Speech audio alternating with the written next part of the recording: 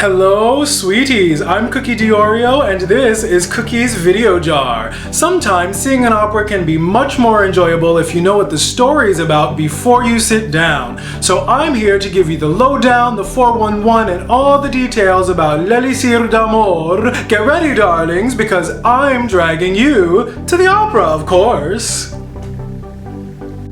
L'Elixir d'Amour is a comic opera written by Gaetano Donizetti in the 1830s, and it is one of the most popular examples of the bel canto style.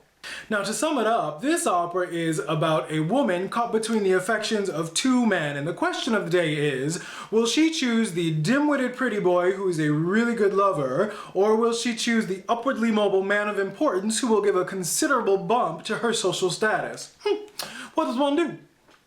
The main players in this opera, or dramatis personae, you have Adina. She is a wealthy landowner who is highly educated, has a head for business, and looks like a supermodel. There's Nemorino, who as far as we know has no job, no education, is the live-in caretaker for his sickly uncle, which, by the way, he is really bad at.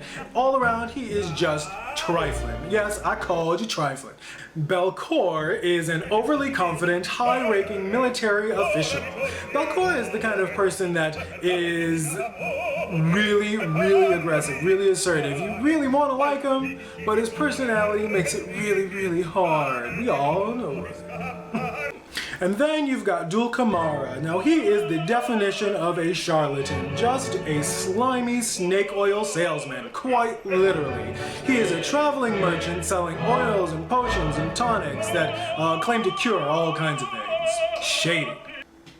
Now in opera, a lot of times what we don't get is backstory, and it's almost like we are plopped in the middle of a situation without knowing how we got there or what's going on. In this opera, a little bit of background is really helpful, but once again, we don't get it, so that's when my imagination goes crazy, and I have to make it up to make it believable for myself. Okay, so in my head, Adina and Nemorino have been sort of messing around since they were teenagers. You know, Nemorino would come over to do odd jobs to make a little extra money, and Adina felt sorry for him because he didn't have nothing, but as it turns out, he was a really good time when she either needed company or was just bored, plus it was really exciting sneaking around with the help.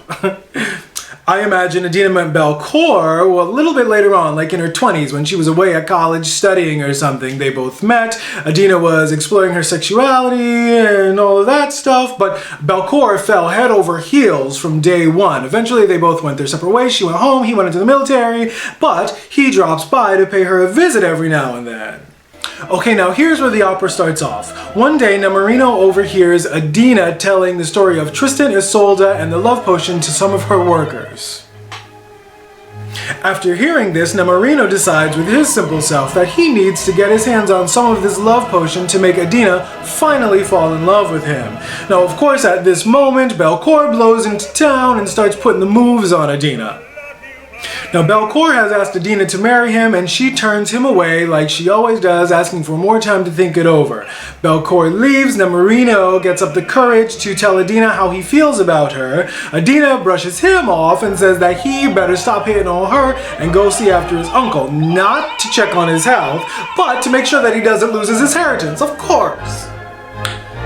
Now everybody's talking about the arrival of Dr. Dulcamara in town to sell his crap. Well, Nemorino finds him and asks if he has Isolde's magic love potion. Of course, Mr. Dulcamara says yes and sells Nemorino what is simply just a bottle of wine. And Nemorino chugs it, gets drunk, and starts acting like Mr. Cool all of a sudden because he thinks it's the potion working.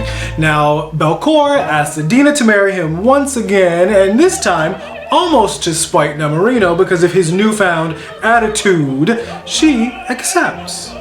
Now, as if she has any right to be mad at all, Adina gets upset because Nemorino hasn't come to the wedding celebration, and she delays the signing of the wedding contract to Belcour. Now Nemorino's upset because he thinks the potion's not working and that he just needs to go buy some more, but he doesn't have the cash. Now he starts talking to Belcour. Belcour says that if you sign up for the army, you'll get an instant sign-on bonus. So he says, cool, sign me up. He gets the cash, goes back to Dulcamara, and takes twice as much of the potion this time. Now, while all of this foolishness is going on, Nemorino's uncle has died, and everybody in the village knows except Nemorino. And instead of taking him aside and telling him, or slapping him upside the head for letting his uncle die alone while chasing after Adina, all of the ladies in the village start hanging all over him and hitting on him because they know he just inherited this gigantic fortune, while Drunkard over here thinks that it's just the potion finally starting to work on everybody. Adina sees this and starts getting all in her feelings about it. Dulcamara, of course, offers Adina some of the love potion, but she's a smart girl and she says, no thank you. Seeing her reaction, Nemorino is now certain more than ever that Adina has fallen in love with him. Adina buys back Nemorino's enlistment papers from Belcourt and confesses her love to Nemorino. Adina and Nemorino finally get together, like for real this time. Belcourt leaves saying that he's got women waiting for him all over the world. And Dulcamara finally has the right to brag about a potion that makes people fall in love and turns peasants into millionaires. And that, sweeties, is the end of the opera. Now when you go to see L'Elixir d'Amour, you'll be able to sit back, relax, let the super titles wash over you, and enjoy everything. And when the person next to you is confused, you'll be able to confidently say, see what happened was. I'm Cookie Diorio, thanks for watching, ciao sweeties!